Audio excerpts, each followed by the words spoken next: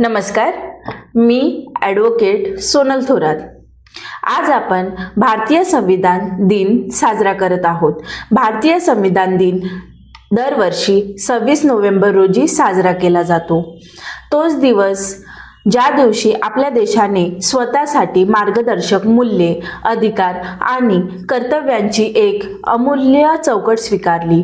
आपल्या देशात सध्या समस्या संविधानात नाहीत, तर समस्या संविधान पाळायला तयार नसलेल्या लोकांमध्ये आहे। पण आजचा दिवस साजरा करण्याऐवजी लोकांनी जागे होण्याचा दिवस आहे। कारण आपण पाहतोय की कायदा असतानाही अन्याय होतोय, नियम असतानाही नियम मोडले जात आहेत आणि लोकशाहीच्या नावाखाली कधी कधी लोकांच्याच हक्कांवरती गदा येते। संविधान आपल्याला दोन गोष्टी देतं, एक हक्क आणि कर्तव्य।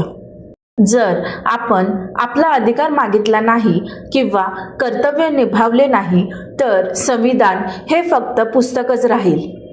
आजच्या काळात सर्वात मोठं शस्त्र सत्ता आणि पैसा नाही, तर एक जागरूक नागरिकत्व आहे।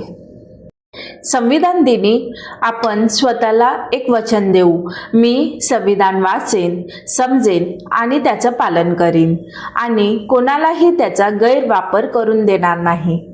धन्यवाद।